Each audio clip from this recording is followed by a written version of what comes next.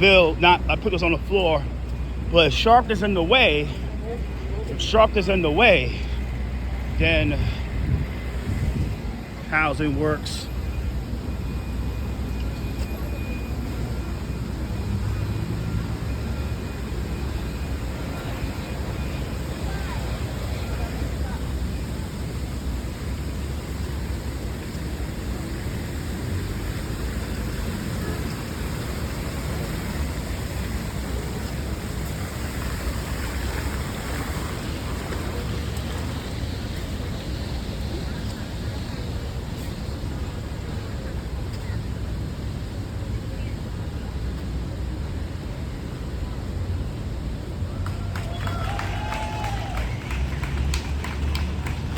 You have a pedophile here, right there.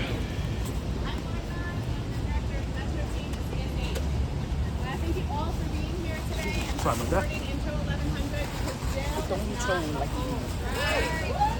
On behalf of CSH, In mass incarceration. to Councilmember Rivera and the co-sponsors of Intro 1100 for championing common sense policy that will improve the lives of thousands of New Yorkers and strengthen the safety and well-being of our communities. Thank you. You've heard how this legislation will expand access to one of the city's most robust supportive housing programs, 1515. Intro 1100 addresses outdated and harmful rules that have made it harder for our neighbors to find housing after incarceration. You're all aware of how challenging it is for any of us to find a home in the city that we can afford and that's in a place that we want to live.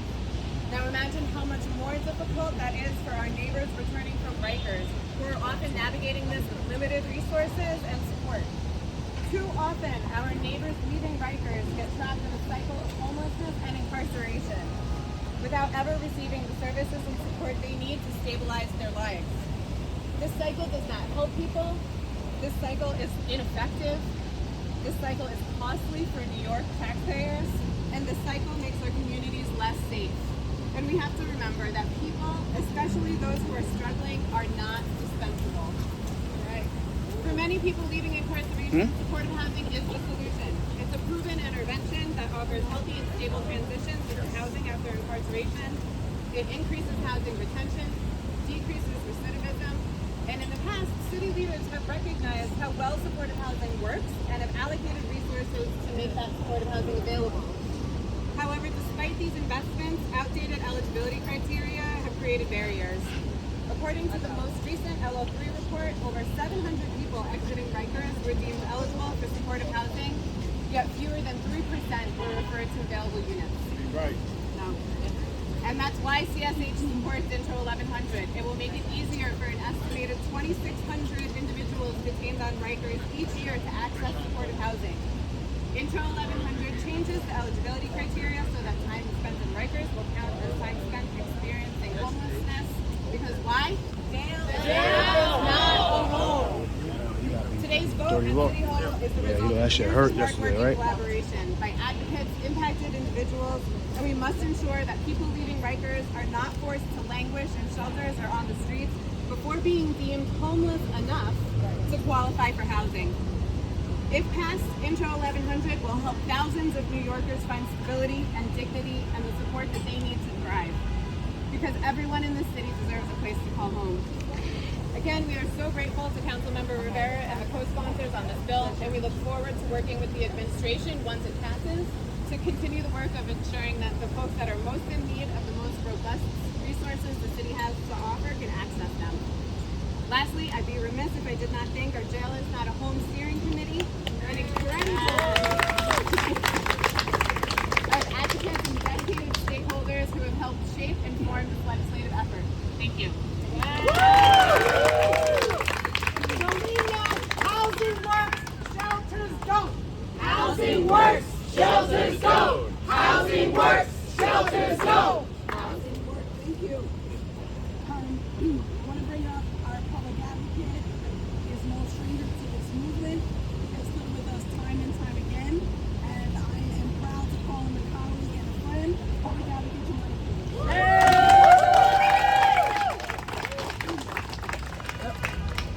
Thank you so much. Thank you so much, Councilmember Rivera, for your leadership on this issue, and to the advocates, to my colleagues who are here. It's always been interesting to me. I think everybody agrees on certain things. Everybody knows certain things. One of that is that for people to be most successful when they leave incarceration, they should have access to work and housing. But that has always been the thing we've made the hardest for them to get. And then we're shocked when recidivism does not go the way that we want it to go. I'm still stuck on the fact that we are in such a place in our minds that we have to convince people that jail is not a home. That's just something we should just understand, that if you're in jail, you're not at home. You're not in a place that is comforting. You're not in a place that is going to help you. And as was said, imagine trying to find a home you could afford if you haven't been incarcerated. Imagine trying to find a place you can afford with all the extra barriers if you have been incarcerated. And then imagine trying to do that if you are also dealing with mental illness or substance abuse. It's a setup of a cycle for failure. And what aggravates me the most is that the cycle that is there actually works less, but costs more. It doesn't make any sense. We're spending more money on a system that produces less results. And what we know, as I said, a third of the folks going into incarceration were housing unstable to begin with. We know that's an issue that we have to deal with. We agree that's an issue we have to deal with, and yet we're struggling to deal with it. This is ridiculously common sense. To make sure that if you were struggling before and you're not at home, you should be considered homeless. I love the word not homelessness enough. For some reason, being in jail wasn't homelessness enough. This is a small change that will have dramatic impact. And I think that is the best of what government should be doing.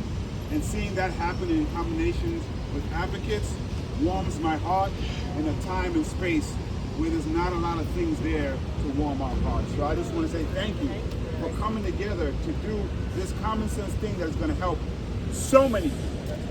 3% of 700 folks is ridiculous. Doesn't keep us safe, never has. This is actually a public safety bill, and I can't wait to see it implemented. And hopefully, I don't want to get people in trouble, but hopefully we'll have a mayor that actually is going to implement it. That's right.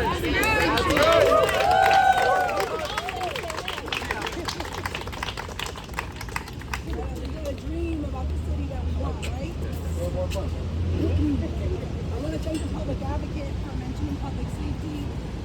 This might be voted on in the criminal justice committee, but this is very much a public safety bill. This is a housing bill. This really brings together the things that I have been the most passionate about over my tenure and my time in the council. I really couldn't have done this work without all of the brilliant minds behind me. And I want to bring up Helen Taylor from the Fortune Society.